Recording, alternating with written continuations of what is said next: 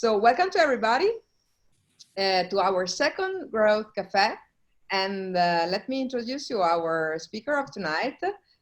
His name is Rajeswar. He's a Toastmasters over 20 years and is a DTM, so a Distinguished Toastmaster, as everybody of us know.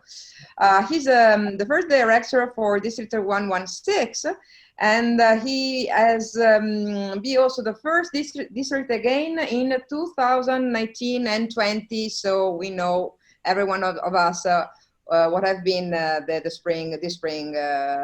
last spring we have all lived. So let me introduce you Rajeswar. I hope that I say quite. So now you're going to say correct. So every one of us is going to learn, and you have 10 minutes. After that, there will be a Q&A session. Please write your question to Panos. We will be the Q&A master. And for everything else, you can also write to our Emilia, our growth director, or to Alessandro, who is helping us as a Zoom master. Please enjoy.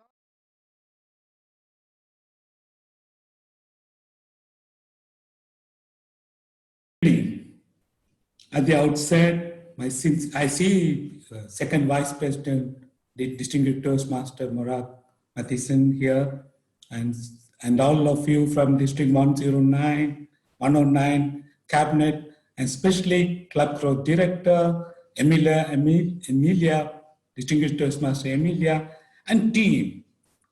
Thank you for inviting me and meticulously planning the event. You're true to your tagline, which I see, trust, thrive together. District 109, I understand as 9 countries, and I had opportunity to visit 5 of them. So some of your faces are probably not as a Toastmaster, but I have seen you people. Now what I will do is I'll share my screen.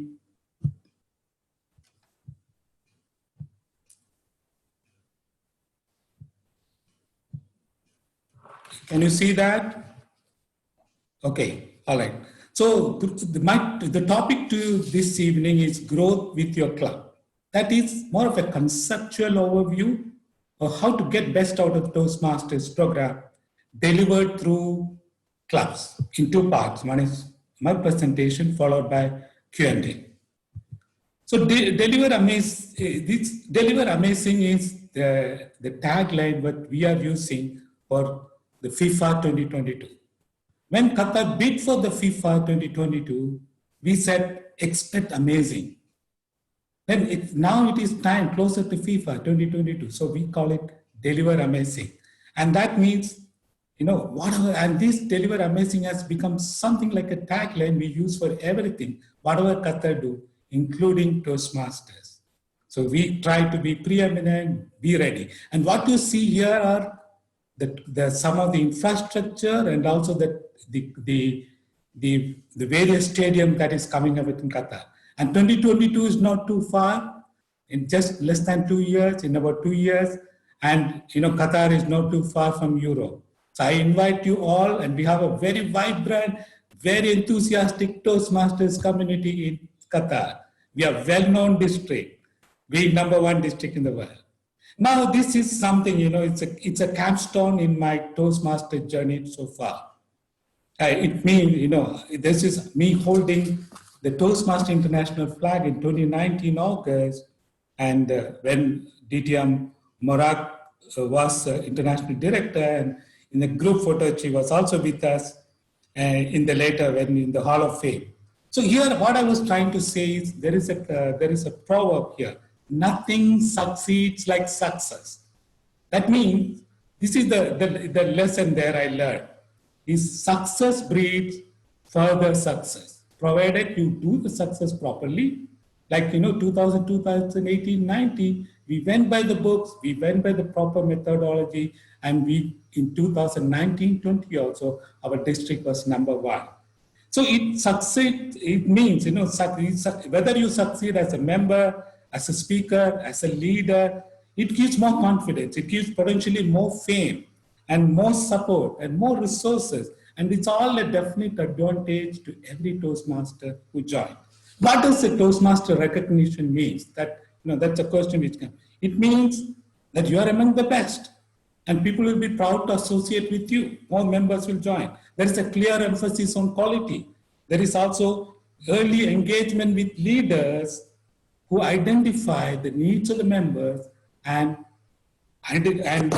solve the problem positively and proactively.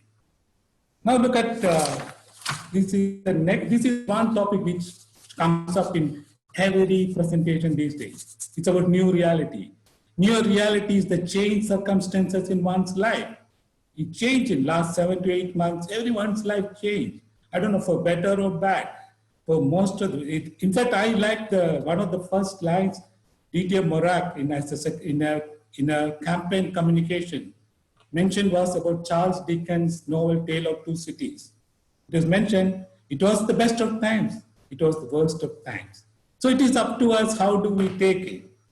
People thought, a pandemic like this could be an existential crisis for Toastmasters, meaning Toastmasters cannot live. But we adopted, we became agile, and we accepted the changed circumstances.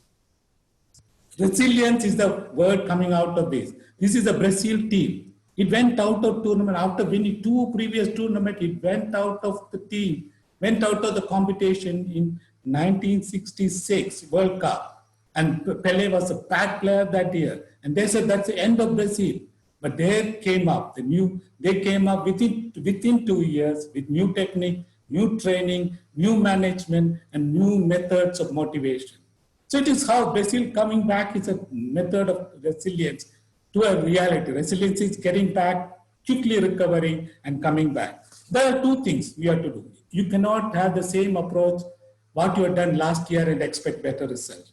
We need to have brighter ideas, broader learning, better enthusiasm, and bigger target to achieve something substantial. This is one lesson I always use it in my presentation. This is Daniel Rex, the CEO of Toastmasters. One of the trainings he mentioned that when he was youngster, his father asked him to look after the ranch or a farm, but he was a little bit lazy or slow. Then his father told him, if you are going to do a job, do it well or don't do it at all.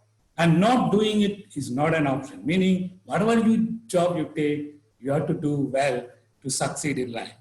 So it's one of the lessons. Now I'll give you 3 mantras for success. It will look like a commonsensical, but I'd have something how you can achieve. I have some solution how you can achieve. One is plan for success. Everything starts with that plan. And first quarter of a year is on a Toastmasters term is for planning, whether it's a club success plan, area, division, or district success plan. You have to do that planning and act on the plan. Most of the people forget to act on plan. Benjamin Franklin, one of the well-known writers, said, if you fail to plan, you're planning to fail, which is perfect. And success doesn't happen. That is what, I like Trump's quote, Donald Trump. I found one. He says success doesn't just happen. It happens for those who take action. And how do you get success? Create goals, create milestones, be persistent, and motivate and monitor the result. Second is expectation. There are 2 types of things we have to do. Expectation. Performance expectation, which can be measured by some statistics. Second is behavioral expectations. Behavioral expectation cannot be measured in that terms because it is more of a judgmental. Second is expectations that inspire excellence.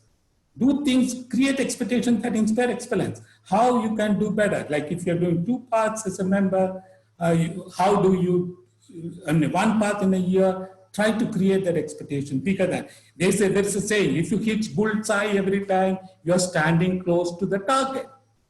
So, and one of the most important things is keep your target low and achieve, but keep the target high, and even if you achieve little less, it is fine. Now the third one is strive to influence. This is when you grow as a Toastmaster, you have to influence people. You have to understand what are the drivers that you influence them, and create that driver and meet that thing, and be ready to give that returns. No, Maya Angelou said, your legacy will be every life you touch. And also, I'd like to, again, second Vice President Morak's statement, every act to help other people grow is an act of service. So when we grow in Toastmaster, we become better human being, we can return to the society. Now, this is a club, about the club. If you look at club, all these officials are finally looking after the club and members. And the primary unit of Toastmasters and its delivery system is club. That makes the Toastmasters a unique organization. And magic happens in club. Magic happens in club. Clubs are full. If you look at the club mission, there are three parts. I'll come to that later. After Toastmaster International Mission, District Mission, the club mission is where your program gets delivered. Clubs are pools from which leaders emerge. It's a transition of individual excellence to leadership excellence. Where leaders are made is a very compelling, powerful tagline of the Toastmasters. Toastmasters make leaders. And though it is not easy, you have to work hard to become that leader. And if you look at three aspects of, how do we get the club mission achieved in three parts. I'm not going into detail. It is very like a classroom, but I will get to tell you, I need to tell a few more things about how to achieve the mission. Club excellence is part of the brand promise, the Toastmasters Club brand promise, empowering individuals through personal and professional development. That's a brand position. It's a bisect of club mission, it's a bisect of district mission, also it's a bisect of the club mission. Everything starts from there. And knowledge is not enough. Being with people matters. Value far beyond the meeting of the training. I'll leave you with the last thought on it, Toastmasters promise.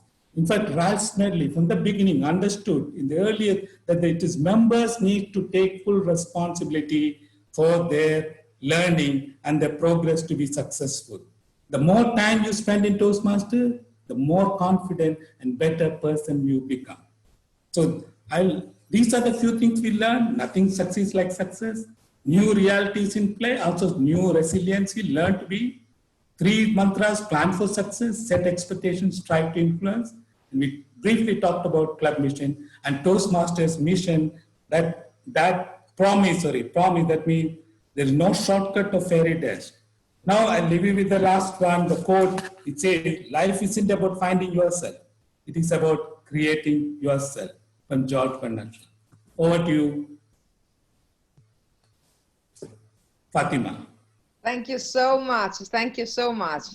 It has been really absolutely interesting and full of topics.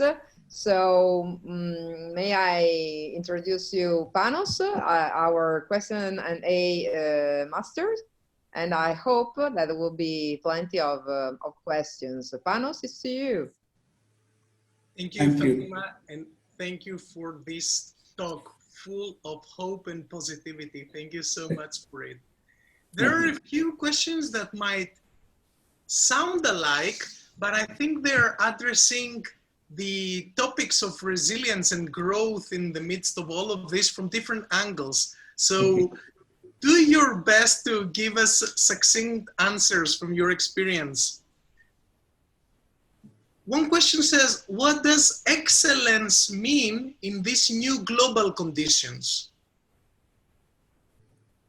Okay, can you repeat the question, please? What does excellence mean in these new global conditions? Global conditions. Because okay. Yes. Okay. Excellence is, it's very relative term. What is excellence to me may not be the excellence to somebody. So one should be able to benchmark on excellence and create. Even when our immediate past international president, Deepak Menon, was asked, what was his journey to becoming international president? He said, create excellence in every role he played. From the club, even as a grammarian or a surgeon at arms, to our international, every role played, because it's a relative term. In global, the excellence doesn't change. Being at your best, being at your putting your best foot forward and having a more, now in the current situation, there should be an humanitarian approach or empathy as a part of your solutions. I understand. We do the best with what we have. Another question. Moving from meeting in person to meeting online seems to bring up a whole new set of techniques and perhaps requirements, both for speakers and from the setup point of view. Do you have any specific recommendations for this transition? So there's new requirements, both on behalf of the speakers and the technical setup. What would be your, let's say, top 3 recommendations for those challenges? Virtual meeting, yeah. In fact, as I mentioned in my talk also, many people thought that there is an existential crisis because Toastmasters is all about member experience through a club environment.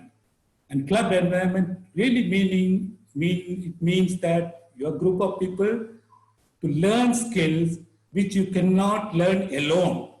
You cannot learn alone, like public speaking and all that. You cannot learn alone. So you need a group of people, like-minded people, who help each other in growth and leadership. So in virtual thing, we got, of course, some compromises, but we learn new skills. You know, in any given situation, the easiest thing to do is not to go for it. But alternative thing is to try and do something. In fact, the very fact that Toastmasters International conducted every aspect of a convention virtually makes it the challenge something which we have taken up substantially successful. Okay, we may not have the same experience, but this is what the condition can do. So what I would say is adopt to the new ways. You know, as I heard the our international president now, Mr. Peck, making a presentation, he says, agility, adaptability, acceptance are the key terms for, you know, accepting these conditions. So we become agile and we have to learn the new techniques. In fact, the World Champion of Public Speaking, the way he presented was a completely virtual presentation.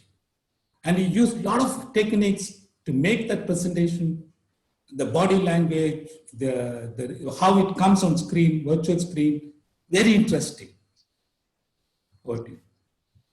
So treat it as a new set of skills. Correct. Exactly. Not removing our ability to do what we love to do, but building up with a new set of skills. Thank you for your answer.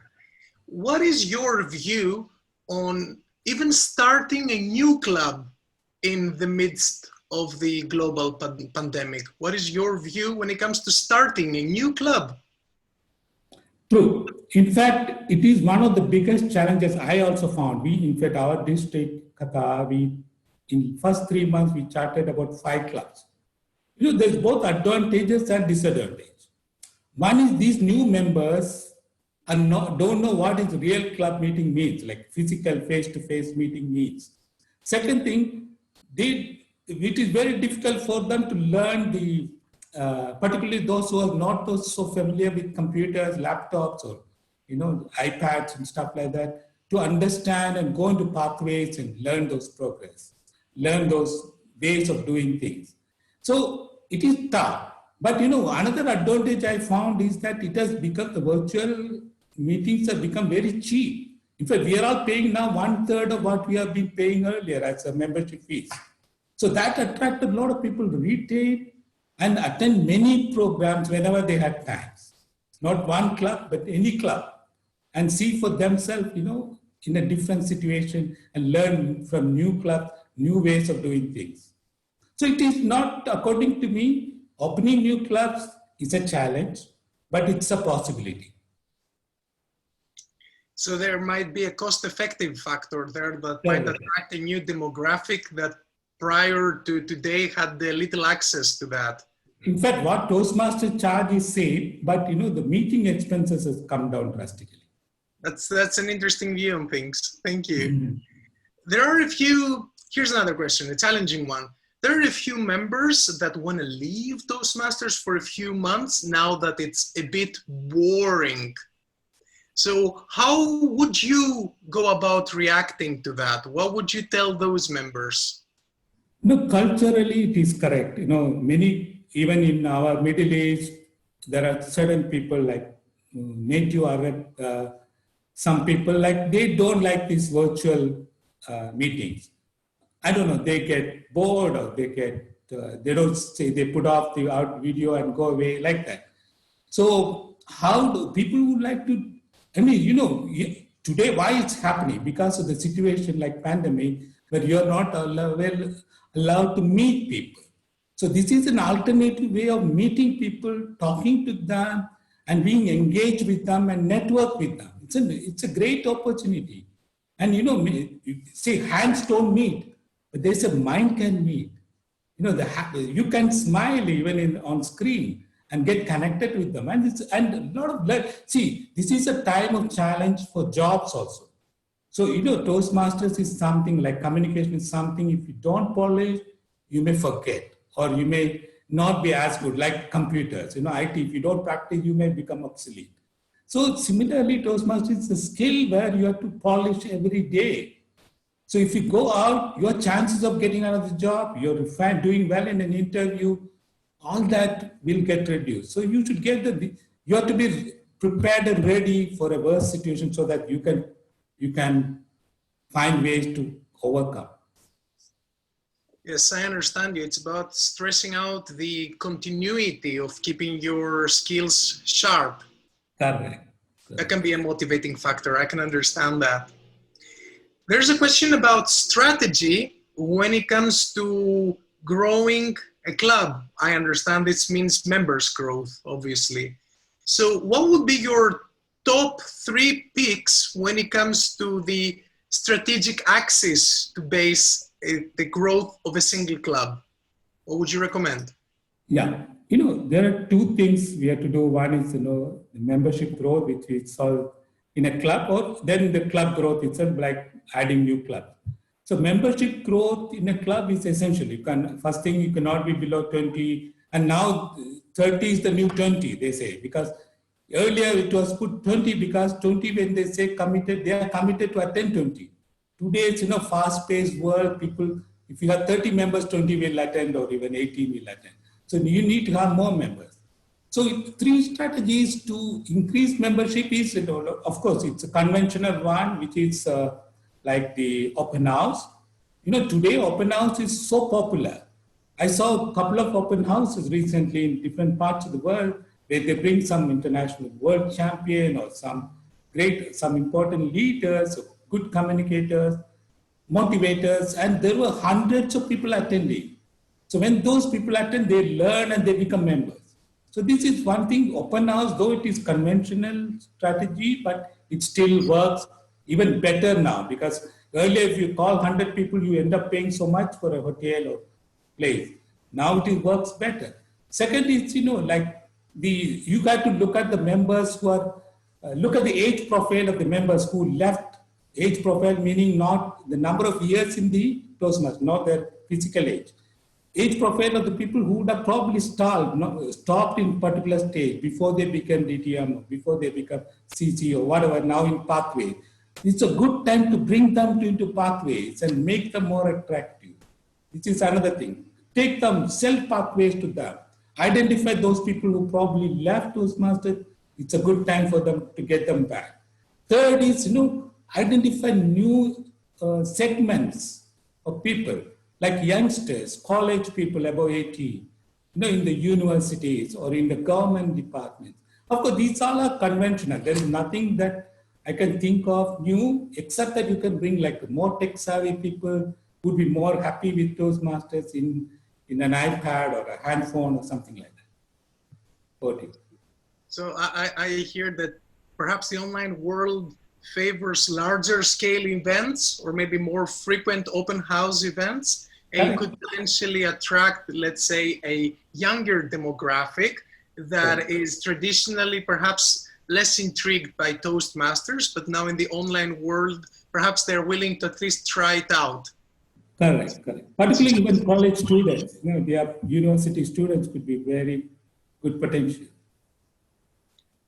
Excellent. Here's another intriguing question. What does success look like for a club nowadays? And a little follow-up, how can this be reflected in the club success plan? A realistic picture of today's success. I think Toastmaster International did not change any of, the the the figures or the president's, distinguished club or select. Those things are same. They didn't change it. Like in terms of number of education points, administrative points, membership, all that stuff. It is not changed. So in fact, those distinguished club related points or reflects the health of the club. We don't have to go anywhere to check the health of the club. We don't have to reinvent the wheel. These are the fundamental, yardstick or the benchmark of your club's health. So we have to blindly follow. And now, with the dashboard, you can get any type of analytics. You can compare anywhere in the world. You can download and check which club has done how many education programs, which member has done how many programs. You can track the membership history very minutely and advise them proactively. Mm-hmm. I understand it was a bit of a thinking challenge also added to this question, because in today's new normal, we can also challenge our thinking on whether or not we're measuring what deserves to be measured. Because, we're using traditional KPI. Very nicely you analyze. That's true. But, these thinking, we can leave it to like international, our Toastmaster International, there is a think tank there. There is a board which looks after such things, because, when we were in distress, they came out with a lot of solutions, including how to do virtual meetings, how to do virtual contests, how to manage contest administration. They gave manuals after manuals, a lot of motivational literature. So they are doing the thinking for us.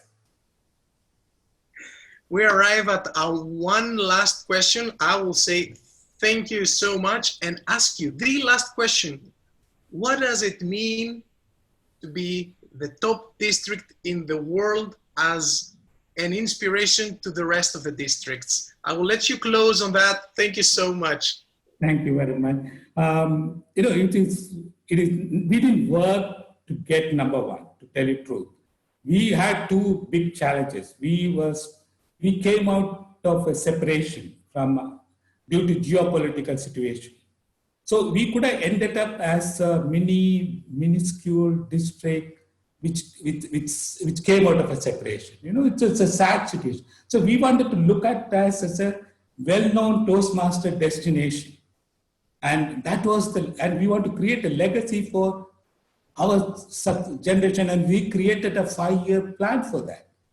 That worked so well. And that primary thing for all that was engaging members. So, being number one in the world, you get a lot of things. I could get 3 world champions to come to Qatar. In fact, international director at that time, DTM Morag came to Qatar. Then we had RA visit there. So all these people, even past international director, Balraj was with us. All this happened because they knew we were the first and only smelly distinguished district in the world in March 2019. So this is, you get fame, your members feel very happy about it, and they will support you. Thank you very much. Thank you too. Back to you, Fatima. Thank you so much. This was inspiring. Thank you. Thank you so much to Panos and to Rajeswar. Really, really interesting. A lot of tips and a lot of ideas also, and of values, our values. I try often to keep in mind our values, which are RISE. I prefer to remind it with the R before, because also the acronym is something that I like it very much. Something rising is something always good. So thank you so much to Panos. Thank you so much to Rajeswar. It's just 8 o'clock sharp. So thank you to everybody to have been here. If you have some more questions, please feel free to write to our growth director, Emilia, and she will try to, in any case, answer to you in any. Yeah. Also, I can respond to any questions. Thank you. Thank you so much, Rajeswar. Really appreciate that. And please let me just remind that our third cafe will be held on Wednesday, 14th of October, and she will be a lady this time because we are plenty of ladies in Toastmasters, and her name is Cindy Piccolo. She is in Toastmaster for 12 years in Toastmaster of Basel. And the topic that will be listen, communicating, you know, it seems so simple, but it's not so. So please, if you have enjoyed tonight, it will be a pleasure to have you again on the 14th of October on Wednesday. Thank you so much. Have a beautiful night, everybody. Thank you, Rajeswar. Thank you, Panos. Thank you, Emilia. Thank you, Alessandro. Thank you to all, and I hope that also Lorenzo and Metaxia and all the other I know have enjoyed.